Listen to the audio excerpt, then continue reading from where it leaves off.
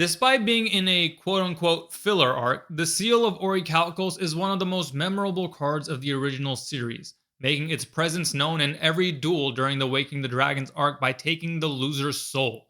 But when we finally received it in the card game in 2012, it didn't take anyone's soul, and left a lot to be desired compared to its overpowered anime counterpart.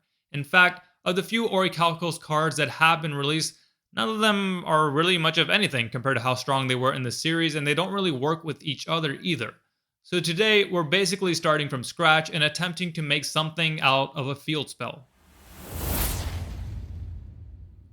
As mentioned in our last video, this is another deck that will focus around the mechanic of counters. The idea being that cards with Orichalcos counters on them are corrupted, allowing them to be used by other card effects. Another angle to this deck is the backstory of the Orichalcos in the anime, and that is the lost city of Atlantis. Finally, we have the set of monsters Dartz used in his duel against Kaiba and Yugi, the Orichalcos monsters that make up the attack force of the deck. The first monster we have is Orichalcos Soldier, who when normal summoned can special summon 2 more of himself from your hand or deck, but you can't summon monsters for the rest of the turn except Orichalcos monsters. His other effect is when he's destroyed, you can add 1 Orichalcos card from your deck to your hand. Given that the Seal of Orichalcos destroys your special summon monsters upon activation, that can mean 2 quick searches when you bring this guy out. Next we have Orichalcos Servant, a card that works well with Soldier as well as some others to come. You can special summon him by destroying a card you control, and once per turn as a quick effect, you can place an Orichalcos counter on an opponent's face-up card. And now we get into the ones inspired by the anime. First we have Orichalcos Gigas, who when destroyed can be special summoned at the cost of giving up your next draw phase. Why do that? Because he gains 500 attack for all the times in a row he's been special summoned by his effect. For a deck lacking on easily summonable beat sticks, this is probably one of the more reliant ones.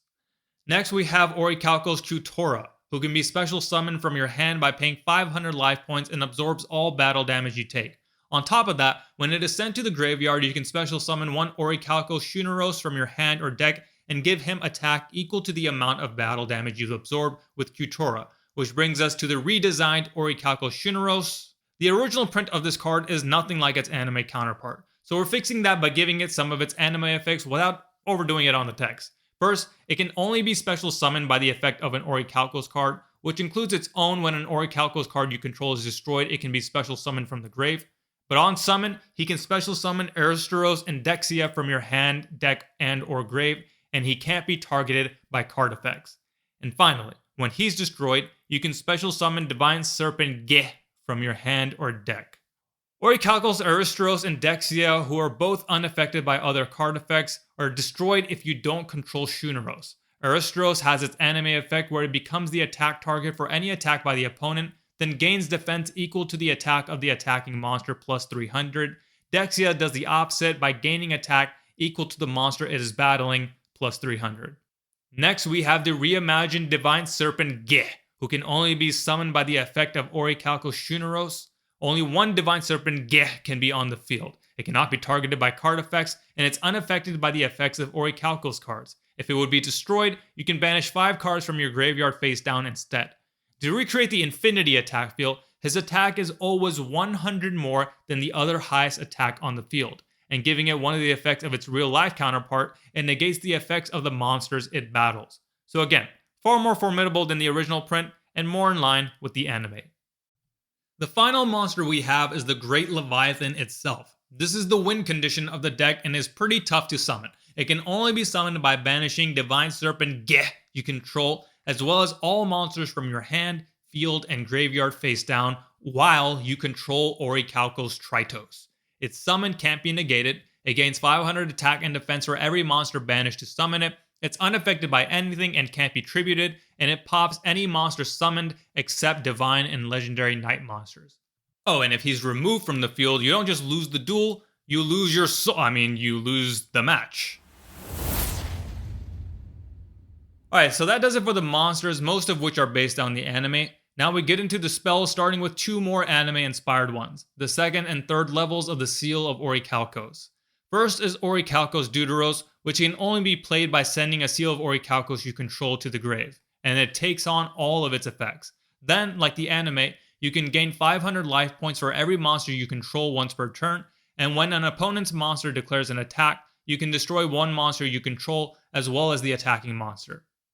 Then there's Orichalcos Tritos, which takes on the effects of the first and second levels but also gives you unlimited spell and trap negation for ones that affect your monsters.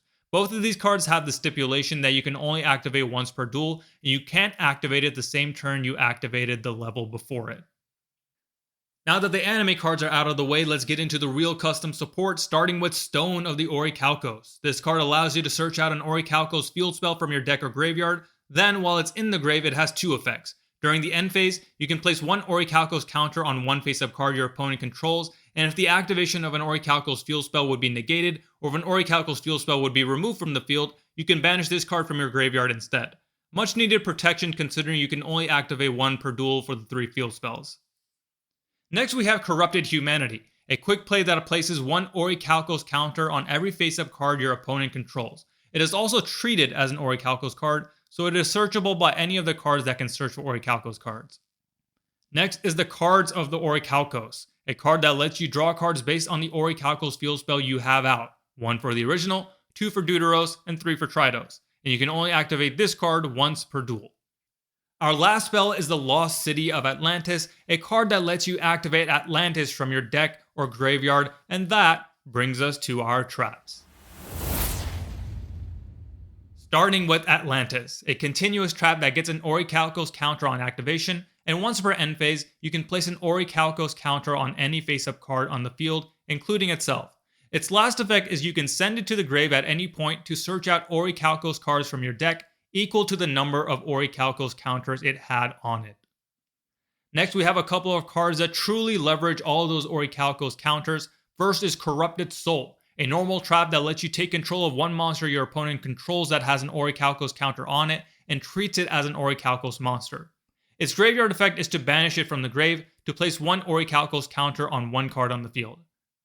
The other card is Corrupted Magic, a continuous trap that negates the effects of all face-up cards on the field that have an Orichalcos counter except Orichalcos cards. Also, once per end phase, it removes all Orichalcos counters on the field.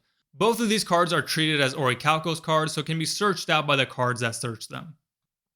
Finally, we have the Battle of Atlantis, a normal trap that can only be activated during your opponent's turn while you control Atlantis and both players control at least one monster. Those specific requirements allow you to access the all-powerful effect of shutting down any summoning for the rest of the turn and turning all monsters on the field into attack position and forcing your opponent to attack whatever monsters you have. So that does it for the Seal of Orichalcos archetype. Hope you enjoyed. Let us know your thoughts and feedbacks in the comments, and be sure to like and subscribe as we revisit one of the oldest archetypes of the game and pay homage to the one duelist who was able to do what no other duelist could do.